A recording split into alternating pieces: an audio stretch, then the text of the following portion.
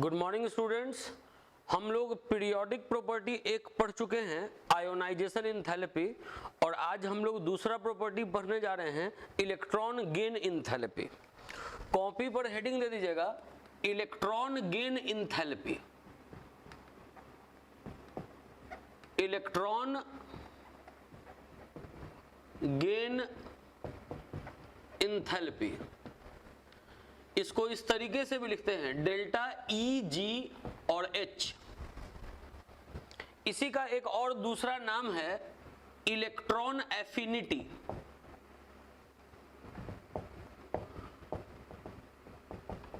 कोई electron gain enthalpy कहे या इलेक्ट्रॉन एफिनिटी कहे, समझिएगा एक ही बात है।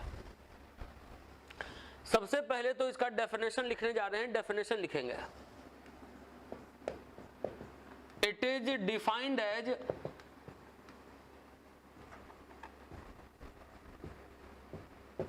amount of energy. It is defined as amount of energy absorbed या released. It is defined as amount of energy absorbed या released when an extra electron is added to isolated gaseous atom.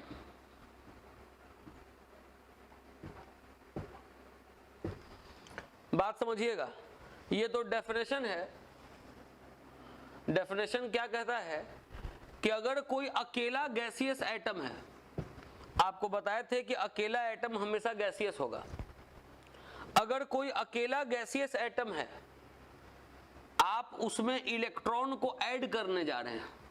इसके पहले क्या होता था कि अकेले gaseous atom से आप इलेक्ट्रॉन बाहर निकालते थे, तो उस प्रोसेस में एनर्जी देना पड़ता था, और उस एनर्जी को हम लोग आयोनाइजेशन एनर्जी या आयोनाइजेशन एंथैल्पी कहते थे। लेकिन यहाँ क्या है कि अगर अकेला गैसियस एटम है, उसमें हम लोग इलेक्ट्रॉन ऐड करने जा रहे हैं। जब इलेक्ट्रॉन ऐड करेंगे तो वो निगेटिव आयन बन जाएगा। बोले कि अगर कोई अकेला गैसियस एटम है, आप उसमें अगर इलेक्ट्रॉन ऐड करिएगा, तो इलेक्ट्रॉन ऐड करने के क्रम में हो सकता है कि एनर्जी देना पड़े, या हो सकता है कि एनर्जी रिलीज हो। जो एनर्जी देना पड़ेगा या जो एनर्जी रिलीज होगा, उसको इलेक्ट्रॉन गेन एंथैल्पी कहेंगे। आयोनाइजेशन एंथैल्पी में फिक्स था कि एनर्जी देना ही पड़ता था, लेकिन इलेक्ट्रॉन गेन एंथैल्पी में फिक्स नहीं है, एनर्जी देना भी पड़ सकता है, एनर्जी रिलीज भी हो सकता है। अगर कोई अकेला गैसियस एटम है, आप उसमें इलेक्ट्रॉन ऐड कर रहे हो, तो इस प्रोसेस में एनर्जी देना भी पड़ सकता है, एनर्जी रिलीज भी हो सकता है। तो जो एनर्जी देना पड़ेगा या जो एनर्जी रिलीज होगा, उसको इलेक्ट्रॉन गेन एंथैल्पी कहेंगे। अब देखिए, पहले तो ये जानेंगे कि कब एनर्जी देना पड़ेगा, कब एनर्जी रिलीज होगा। अगर हाफ फील्ड ऑर्बिटल या फुल फील्ड ऑर्बिटल वाला अगर कॉन्फ़िगरेशन है, मतलब अगर स्टेबल कॉन्फ़िगरेशन है, स्टेबल कॉन्फ़िगरेशन, उस केस में अगर आप इलेक्ट्रॉन ऐड कीजिएगा ऐसे एलिमेंट में, तो इस केस में एनर्जी पक्का है कि देना पड़ेगा, इलेक्ट्रॉन गेन एंथैल्पी का वैल्यू पॉजिटिव होगा। लेकिन अगर मान लीजिए इनकम्प्लीटली फील्ड ऑर्बिटल वाला कॉन्फ़िगरेशन है, अगर अनस्टेबल वाला कॉन्फ़िगरेशन है, आप ऐसे एलिमेंट में अगर इलेक्ट्रॉन ऐड कीजिएगा, तो इस प्रोसेस में पक्का है कि एनर्जी रिलीज होगा। तो इलेक्ट्रॉन गेन एंथैल्पी का वैल्यू निगेटिव कब होगा, पॉजिटिव कब होगा, ये बताएं। इलेक्ट्रॉन गेन एंथैल्पी का वैल्यू निगेटिव मतलब कि एनर्जी रिलीज हो रहा है, इलेक्ट्रॉन का वैल्यू पॉजिटिव मतलब एनर्जी देना पड़ रहा है। अभी आपको इलेक्ट्रॉन गेन एंथैल्पी का केवल डेफिनेशन बताया गया कि अगर कोई अकेला गैसियस एटम है, आप उसमें इलेक्ट्रॉन ऐड करने जा रहे हो नेगेटिव आयन बनाने के लिए, तो इस प्रोसेस में जो एनर्जी देना पड़ता है या जो एनर्जी रिलीज होता है, उसको इलेक्ट्रॉन गेन एंथैल्पी कहते हैं। कब एनर्जी देना पड़ता है, कब एनर्जी रिलीज होता है, ये बताएं। अब इसी चीज को कुछ एग्जाम्पल के मदद से दिखाने जा रहे हैं। आप भी वहां पर एग्जाम्पल्स में दिमाग लगाएंगे कि यहां पर एनर्जी देना पड़ेगा कि एनर्जी रिलीज होगा। देखिए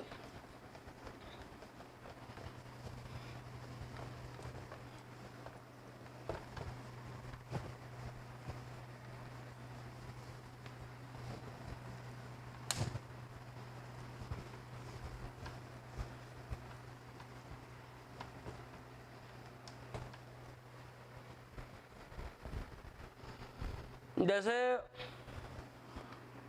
फ्लोरीन दे दिया, फ्लोरीन, और आपसे पूछ दिया कि फ्लोरीन में बताइए कि अगर इलेक्ट्रॉन ऐड करेंगे तो एनर्जी देना पड़ेगा कि एनर्जी रिलीज होगा। तो करना क्या है कि पहले फ्लोरीन का आप कॉन्फ़िगरेशन कर लीजिए, 1s2 2s2 2p5, atomic number इसका 9 है। कॉन्फ़िगरेशन करेंगे तो 1s2 2s2 2p5 इलेक्ट्रॉन यहां पर ऐड होने वाला है। अब आप ये देखिए कि हाफ फिल्ड है कि फुल फिल्ड है कि इनकम्प्लीटली फिल्ड है। तो P का कैपेसिटी 6 है, 6 भरा हुआ नहीं है, 3 भरा हुआ नहीं है, मतलब हाफ फिल्ड फुल फिल्ड तो नहीं है। ये हुआ इनकम्प्लीटली फिल्ड। इनकम्प्लीटली फिल्ड के केस में एनर्जी रिलीज होता है। तो यहाँ पर अगर आप इलेक्ट्रॉन ऐड करेंगे तो इलेक्ट्रॉन गेन इंथैल्पी का वैल्यू होगा नेगेटिव, मतलब एनर्जी रिलीज होगा। अगर मान लीजिए कि दूसरा एग्जाम्पल है, अगर बेरिलियम है, बेरिलियम, अगर मान लीजिए बेरिलियम है, बेरिलियम के केस में अगर पूछे दे कि एनर्जी एब्जॉर्ब होगा कि एनर्जी रिलीज होगा, तो करना क्या है, इसका कॉन्फ़िगरेशन करना है 1s2 2s2। आप देख लीजिए ये फुल फिल्ड है, फुल फिल्ड ऑर्बिटल स्टेबल होता है। अगर आप इसमें इलेक्ट्रॉन ऐड कीजिएगा स्टेबल वाले में तो आपको एनर्जी देना पड़ेगा। यही है इलेक्ट्रॉन गेन इंथैल्पी।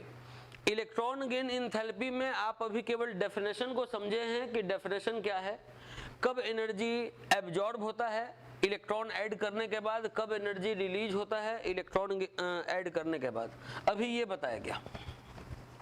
अब आगे बढ़ते हैं इसमें।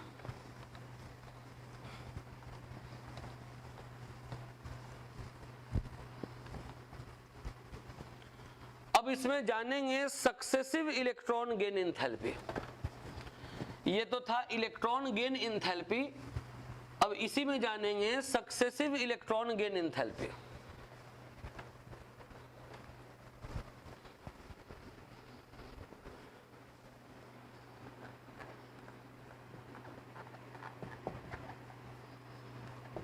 सक्सेसिव इलेक्ट्रॉन गेन इंथैल्पी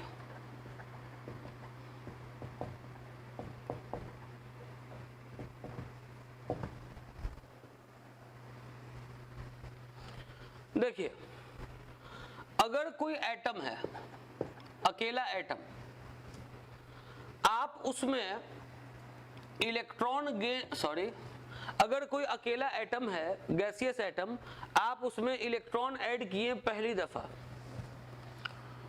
तो पहली दफा जब आप इसमें इलेक्ट्रॉन ऐड किए तो यहां जो एनर्जी एब्जॉर्ब होगा या जो एनर्जी रिलीज होगा उसको बोलेंगे first electron gain enthalpy. First electron gain enthalpy बोलेंगे, ये 1 मतलब first electron gain enthalpy. Energy absorb भी हो सकता है, एनर्जी रिलीज भी हो सकता है। ये एब्जॉर्ब होगा कि रिलीज होगा इसके कॉन्फ़िगरेशन पे डिपेंड करेगा। अगर इसका हाफ फील्ड और फुल फील्ड ऑर्बिटल वाला कॉन्फ़िगरेशन हुआ तो उस केस में एनर्जी एब्जॉर्ब हुआ, और अगर इनकम्प्लीटली फील्ड ऑर्बिटल वाला कॉन्फ़िगरेशन हुआ तो एनर्जी रिलीज होगा।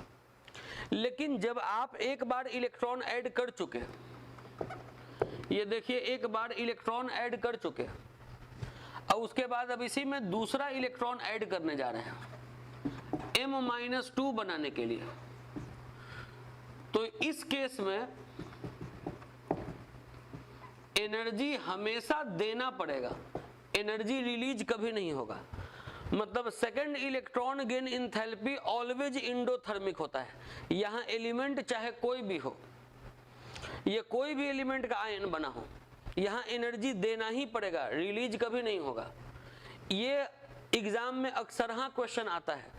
पहले तो इसका हम रीजन बता दें कि क्यों second electron gain enthalpy always endothermic होता है। पहले लिख दे रहे हैं कि second electron gain enthalpy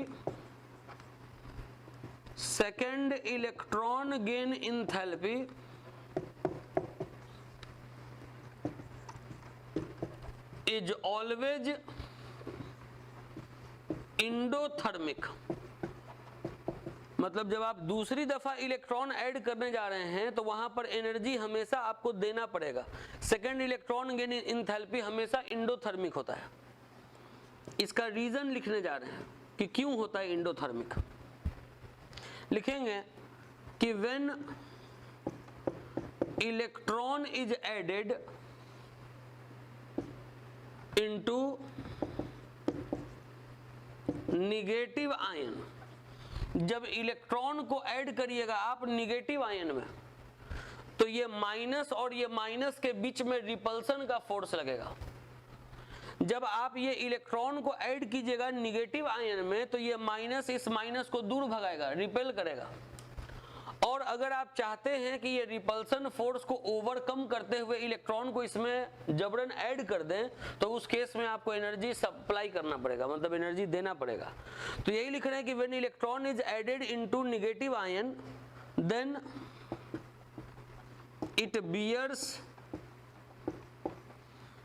it bears repulsion force. अगर इलेक्ट्रॉन को ऐड करिएगा निगेटिव आयन में तो यहां पे रिपल्सन फोर्स लगेगा to overcome that repulsion force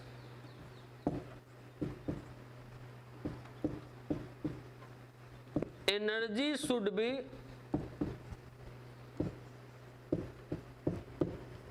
supplied. उस रिपल्सन फोर्स को ओवरकम करने के लिए एनर्जी सप्लाई करना पड़ेगा, तब इलेक्ट्रॉन ऐड होगा। तो ये हुआ सक्सेसिव इलेक्ट्रॉन गेन इंथैल्पी। अब सक्सेसिव इलेक्ट्रॉन गेन इंथैल्पी पर बेस्ड एनसीईआरटी में एक सवाल है, वो क्वेश्चन आपको लिखवाने जा रहे हैं। अब देखेंगे एनसीईआरटी में किस तरीके से क्वेश्चन पूछा है सक्सेसिव इलेक्ट्रॉन गेन इंथैल्पी से।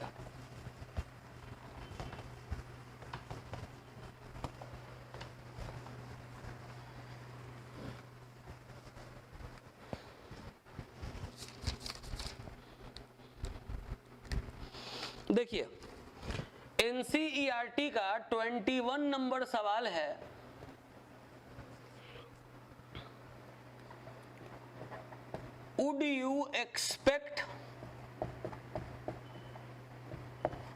Would you expect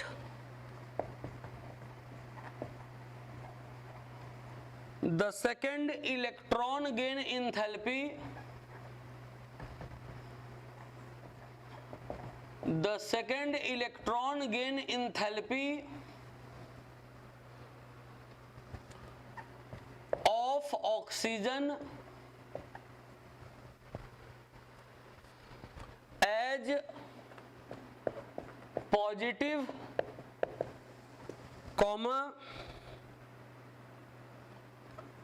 more negative or less negative than first.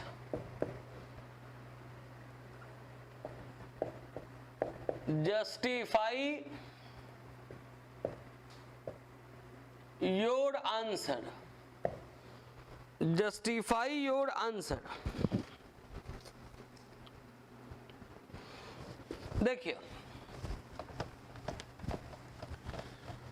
इस क्वेश्चन को समझा रहे हैं कि ये क्वेश्चन क्या है।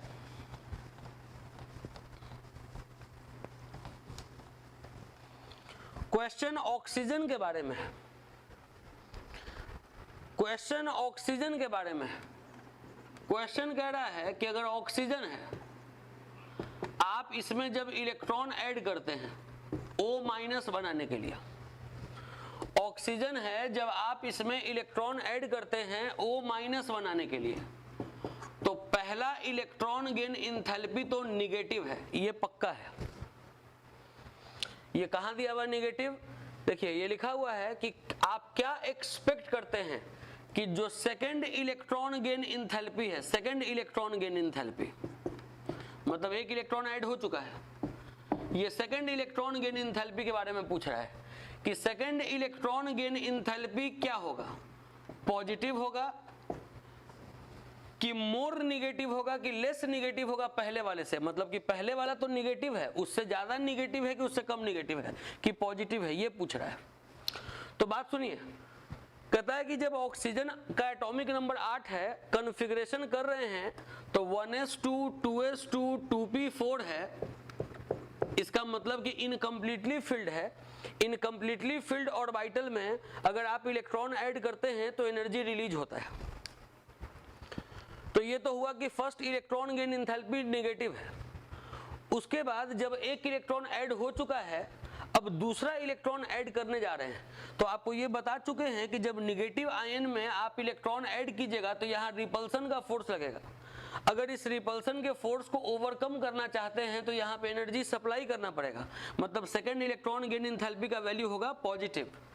तो पूछ रहा है कि सेकेंड इलेक्ट्रॉन गेन इंथैल्पी का वैल्यू क्या होगा, तो पहले तो ये लिखेंगे कि the value of second electron gain enthalpy,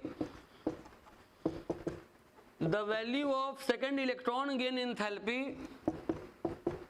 of oxygen is positive. Oxygen का सेकेंड इलेक्ट्रॉन गेन इंथैल्पी का वैल्यू पॉजिटिव होगा। Justify your answer. तो फिर अगले फ्रेश लाइन में लिखेंगे वही बात जो पहले इसके लिखे थे कि when electron is added into negative ion then it bears repulsion force to overcome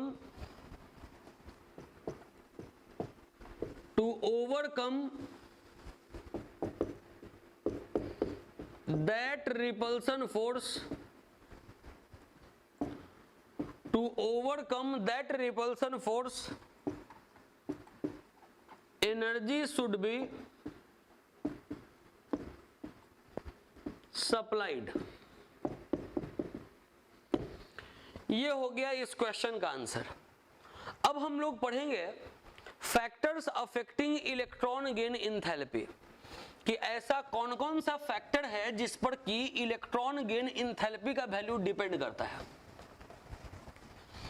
जब हम लोग आयोनाइजेशन इंथैल्पी पढ़ते थे तो उसमें भी आपको फैक्टर्स पढ़ाया गया था कि आयोनाइजेशन इंथैल्पी किन किन फैक्टर्स पे डिपेंड करता है।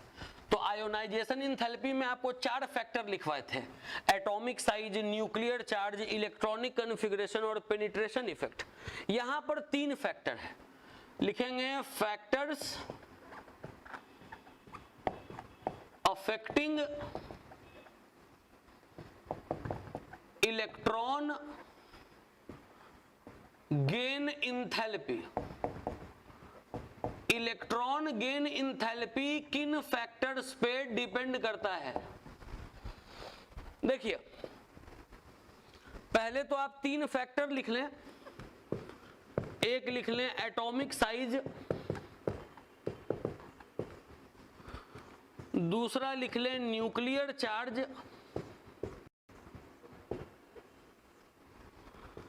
तीसरा लिख लें इलेक्ट्रॉनिक कॉन्फ़िगरेशन।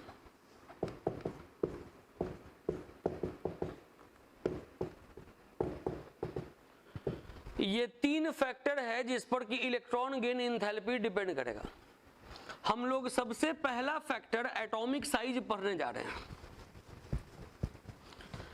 पहले ये 3 फैक्टर आप नोट कर लें कि ये 3 फैक्टर है जिस पर कि इलेक्ट्रॉन गेन इंथैल्पी डिपेंड करता है, एटॉमिक साइज, न्यूक्लियर चार्ज और इलेक्ट्रॉनिक कॉन्फ़िगरेशन। अब हम लोग सबसे पहला फैक्टर हेडिंग दे देंगे एटॉमिक साइज। देखिए एक बात आप दिमाग में रखेंगे कि जब कोई भी एटम है, अकेला एटम, आप जब उसमें इलेक्ट्रॉन ऐड करते हैं उसको निगेटिव आयन बनाने के लिए, तो उस प्रोसेस में एनर्जी रिलीज भी होता है, एनर्जी एब्जॉर्ब भी होता है। हम लोग एनर्जी रिलीज वाला फैक्टर डिस्कस करेंगे। दो एटम अगर दिया हुआ है तो किसमें कम एनर्जी रिलीज होगा, किसमें ज्यादा एनर्जी रिलीज होगा, एनर्जी रिलीज वाला फैक्टर हम लोग डिस्कस करेंगे। एनर्जी एब्जॉर्ब वाला फैक्टर हम लोग डिस्कस नहीं करेंगे। हम लोग को हमेशा एनर्जी रिलीज वाला फैक्टर से ही क्वेश्चन पूछेगा कि किसमें कम एनर्जी रिलीज होगा, किसमें ज्यादा एनर्जी रिलीज होगा। एनर्जी एब्जॉर्ब वाला फैक्टर हम लोग को डिस्कस नहीं करना है। देखिए, तो एटॉमिक साइज हम लोग सबसे पहला फैक्टर पढ़ने जा रहे हैं, एटॉमिक साइज। आप ये सोचिए कि अगर कोई छोटा एटम है, इसमें इलेक्ट्रॉन अगर ऐड करना है, अगर कोई बड़ा एटम है, इसमें मान लीजिए अगर इलेक्ट्रॉन को ऐड करना है, तो ये इलेक्ट्रॉन को ये जो न्यूक्लियस है किसमें जल्दी खींच लेगा, इसमें जल्दी खींचेगा कि इसमें जल्दी खींचेगा। यहां देख रहे हैं कि दूरी कम है, ये जो प्लस है और ये जो इलेक्ट्रॉन है उसका दूरी कम है, मतलब एटम इतना ही बड़ा है, इतनी यहीं पे अगर इलेक्ट्रॉन को अगर खींचना है इस ऑर्बिट में, तो दिमाग में रखिए कि यहां पर जब दूरी कम है तो अट्रैक्शन फोर्स ज्यादा होगा, इलेक्ट्रॉन जल्दी खिंचाएगा। यहां पे दूरी जब बढ़ जाएगा तो यहां पर अट्रैक्शन फोर्स घट जाएगा। अट्रैक्शन फोर्स अगर घट जाएगा तो कम फोर्स को हम लोग ब्रोकन लाइन से दिखाते हैं, तो इसको ब्रोकन लाइन से दिखा दे रहे हैं। दिमाग में रखेंगे, फिर से सुनिए कि छोटा एटम में इलेक्ट्रॉन जल्दी खिंचाएगा, न्यूक्लियस और इलेक्ट्रॉन के बीच में दूरी कम है, इलेक्ट्रॉन जल्दी खिंचाएगा। इसमें जल्दी नहीं खिंचाएगा क्योंकि दूरी बढ़ गया तो अट्रैक्शन फोर्स कम हो गया, तो यहाँ अट्रैक्शन फोर्स कम हो गया, यहाँ अट्रैक्शन फोर्स ज्यादा है, तो जिसमें अट्रैक्शन फोर्स ज्यादा है उसमें ज्यादा एनर्जी रिलीज होगा। इलेक्ट्रॉन गेन एंथैल्पी मोर निगेटिव, निगेटिव का मतलब एनर्जी रिलीज होना, ज्यादा निगेटिव वैल्यू मतलब कि ज्यादा एनर्जी रिलीज होना, और इलेक्ट्रॉन गेन एंथैल्पी का वैल्यू लेस निगेटिव मतलब एनर्जी रिलीज होगा लेकिन कम रिलीज होगा। दिमाग में ये रखेंगे। एटॉमिक साइज में ऐसा लिखेंगे कि अगर छोटा एटम है, ऐसा फिगर बना के ऐसा दिखा देंगे कि अगर छोटा एटम है उसमें जब इलेक्ट्रॉन ऐड करना है तो इलेक्ट्रॉन जल्दी ऐड होगा, एनर्जी ज्यादा रिलीज होगा, जल्दी खींचा जाएगा इलेक्ट्रॉन। लेकिन इसमें इलेक्ट्रॉन जल्दी नहीं खींचाएगा तो इसमें कम एनर्जी रिलीज होगा। इसको पहले नोट कर लें, एटॉमिक साइज वाला। चलिए अब दूसरा फैक्टर बताने जा रहे हैं, न्यूक्लियर चार्ज। ये तो एटॉमिक साइज बताए, अब दूसरा फैक्टर लिखेंगे न्यूक्लियर चार्ज मतलब न्यूक्लियस का चार्ज। पहला फैक्टर में यही दिमाग में रखेंगे कि छोटा एटम में इलेक्ट्रॉन ऐड कीजिएगा तो एनर्जी ज्यादा रिलीज होगा, बड़ा एटम में अगर इलेक्ट्रॉन ऐड कीजिएगा तो एनर्जी कम रिलीज होगा। देखिए, न्यूक्लियर चार्ज मतलब न्यूक्लियस का चार्ज। जैसे अगर ये एटम है, ये एक और एटम है, इसके न्यूक्लियस में अगर 5 प्लस है, इसके न्यूक्लियस में अगर 6 प्लस है, आपको अगर इलेक्ट्रॉन ऐड करना है दोनों में, ऑर्बिट का संख्या दोनों में सेम है, मतलब दोनों का एटॉमिक साइज सेम है नियरली, लेकिन न्यूक्लियस का चार्ज डिफरेंट है। एक में 5 न्यूक्लियस है मतलब 5 चार्ज है पॉजिटिव, एक में 6 चार्ज है पॉजिटिव। अब बताइए ये इलेक्ट्रॉन किस में जल्दी खिंचाएगा, तो इसमें जल्दी खिंचाएगा, यहाँ पे अट्रैक्शन फोर्स ज्यादा लगेगा, यहाँ अट्रैक्शन फोर्स कम लगेगा। तो जिसमें अट्रैक्शन फोर्स कम लगेगा उसमें कम एनर्जी रिलीज होगा, इसमें होगा लेस निगेटिव, और जिसमें ज्यादा न्यूक्लियर चार्ज है उसमें जल्दी इलेक्ट्रॉन खिंचाएगा, उसमें एनर्जी ज्यादा रिलीज होगा, तो यहां इलेक्ट्रॉन गेन एंथैल्पी होगा मोर नेगेटिव। दिमाग में रखें कि न्यूक्लियर चार्ज जैसे ही बढ़ रहा है इलेक्ट्रॉन गेन एंथैल्पी का भी वैल्यू बढ़ रहा है, मतलब एनर्जी ज्यादा रिलीज होने लग रहा है। हम लोग फिर बताएं कि ये आप एनर्जी रिलीज वाला केस में कंपैरिजन आप पढ़ेंगे, एनर्जी एब्जॉर्ब वाले में कंपैरिजन नहीं करना है। एटॉमिक साइज छोटा रहेगा तो एनर्जी ज्यादा रिलीज होगा, एटॉमिक साइज बड़ा रहेगा तो एनर्जी कम रिलीज होगा। न्यूक्लियस में ज्यादा प्लस रहेगा तो एनर्जी ज्यादा रिलीज होगा, न्यूक्लियस में कम प्लस रहेगा तो एनर्जी कम रिलीज होगा। अब जो तीसरा और आखिरी फैक्टर है वो है electronic configuration. Electronic configuration, electronic configuration में कुछ नहीं, वही पुराना बात कि अगर हाफ फील्ड ऑर्बिटल या फुल फील्ड ऑर्बिटल अगर है, वैसे एलिमेंट में जब इलेक्ट्रॉन ऐड होगा तो वहां पर एनर्जी रिलीज नहीं होगा, एब्जॉर्ब होगा। लेकिन अगर इनकम्प्लीटली फील्ड ऑर्बिटल वाला अगर कॉन्फ़िगरेशन है, उसमें अगर इलेक्ट्रॉन ऐड कीजिएगा तो यहां पे एनर्जी रिलीज होगा। यही तीन फैक्टर हम लोग को पढ़ना है, यही तीन फैक्टर अभी हम लोग पढ़े हैं। अब इन फैक्टर्स को हम लोग देखेंगे डिफरेंट एग्जांपल्स में। कैसे देखेंगे? तो वेरिएशन अभी आपको दिखाएंगे इलेक्ट्रॉन गेन एंथैल्पी का ग्रुप में, और वेरिएशन दिखाएंगे इसका पीरियड में। सबसे पहले हेडिंग दे दीजिए, variation of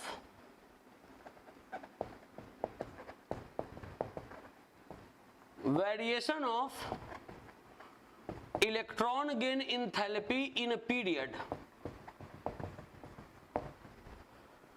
variation of electron gain enthalpy in period. Period में इलेक्ट्रॉन गेन एंथैल्पी कैसे वेरी करता है। Variation of electron gain enthalpy in period लिखेंगे इसमें कि अगर पीरियड में लेफ्ट से राइट अगर जाइएगा तो इलेक्ट्रॉन गेन एंथैल्पी इंक्रीज करेगा। मतलब शुरू में कम एनर्जी रिलीज होगा, बाद में ज्यादा एनर्जी रिलीज होगा, बाद में और ज्यादा एनर्जी रिलीज होगा। हम एनर्जी रिलीज वाला का कंपैरिजन बता रहे हैं। पीरियड में लेफ्ट से राइट जाइएगा तो इलेक्ट्रॉन गेन एंथैल्पी इंक्रीज करेगा due to increase in nuclear charge. Nuclear charge के बढ़ने के कारण। अब जैसे हम आपको इसको समझाते हैं, धीरे धीरे देखिए। सबसे पहले सेकेंड पीरियड बनाने जा रहे हैं। सेकेंड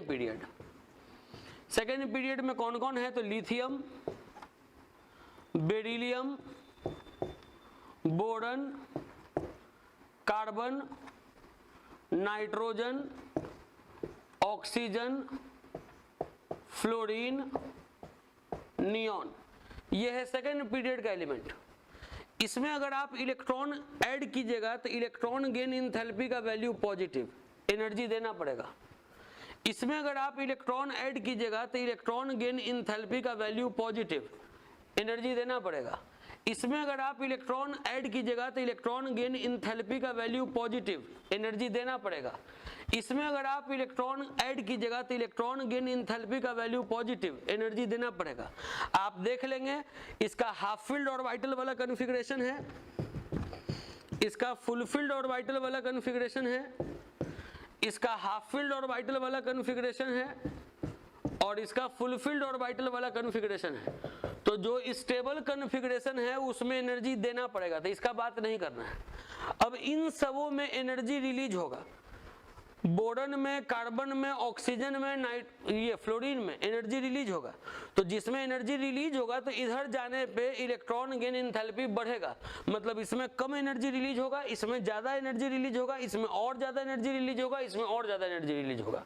और कारण क्या? तो due to increase in nuclear charge. ये आपको एक पीरियड बताया, सेकेंड पीरियड। ऐसे ही अगर आप थर्ड पीरियड में देखें, सेकेंड पीरियड के बाद आप नीचे लिखेंगे थर्ड पीरियड। इसमें आप लिख लेंगे कि बोरॉन से ज्यादा एनर्जी रिलीज होगा कार्बन में, इससे ज्यादा एनर्जी रिलीज होगा ऑक्सीजन में, इससे ज्यादा एनर्जी रिलीज होगा फ्लोरीन में। जिसमें एनर्जी एब्जॉर्ब हो रहा है उसका बात नहीं करना है। अब इसके बाद फिर लिखेंगे थर्ड पीरियड, इसी के नीचे आप लिखेंगे थर्ड पीरियड। अब देखिए थर्ड पीरियड के एलिमेंट्स को लिखने जा रहे हैं। ये तो सेकेंड पीरियड का एलिमेंट्स था, अब हम लोग लिखने जा रहे हैं थर्ड पीरियड का एलिमेंट्स।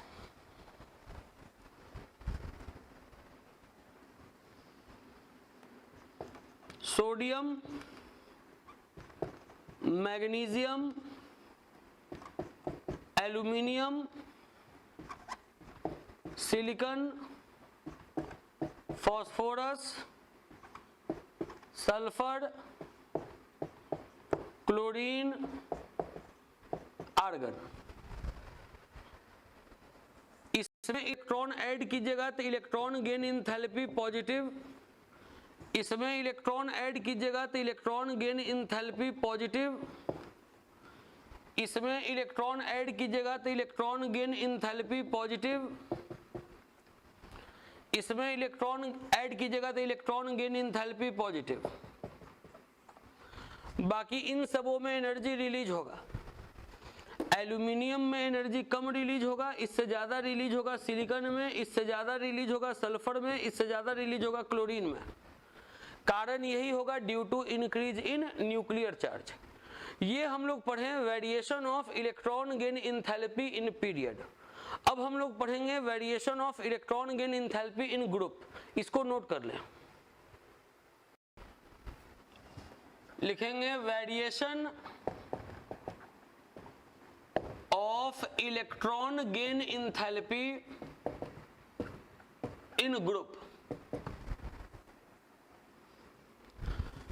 जानेंगे कि किसी ग्रुप में अगर आप ऊपर से नीचे की तरफ अगर बढ़ेंगे तो इलेक्ट्रॉन गेन एंथैल्पी घटेगा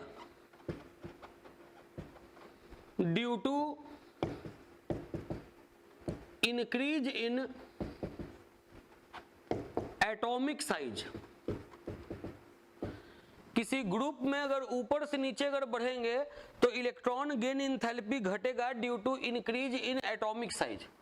ऊपर में छोटा एटम है, नीचे बढ़ेंगे ग्रुप में तो एटम का साइज बढ़ते चला जाएगा।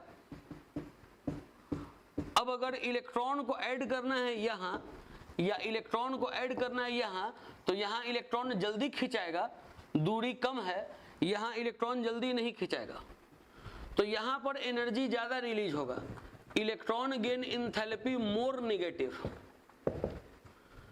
लेकिन यहां पे इलेक्ट्रॉन जल्दी नहीं खिंचा रहा है तो यहां पर कम एनर्जी रिलीज होगा, तो इलेक्ट्रॉन गेन एंथैल्पी होगा यहां लेस नेगेटिव। ये तो ऐसे जनरल पीरियोडिक ट्रेंड है कि ऊपर से नीचे जाने पे इलेक्ट्रॉन गेन एंथैल्पी घटता है, लेकिन आपको यहां पर एक्सेप्शन भी है। ग्रुप 17 में एक्सेप्शन देखने को मिलता है, तो वो एक्सेप्शन जो है वो बहुत ज्यादा इंपॉर्टेंट है, एग्जाम में आता है। तो अगला क्लास हम लोग का वही एक्सेप्शन से स्टार्ट होगा। यहाँ तक आप लोग पढ़ के रखेंगे, अगले क्लास में भी इसके आगे हम लोग देखेंगे। ठीक है, एनफ फॉर द डे।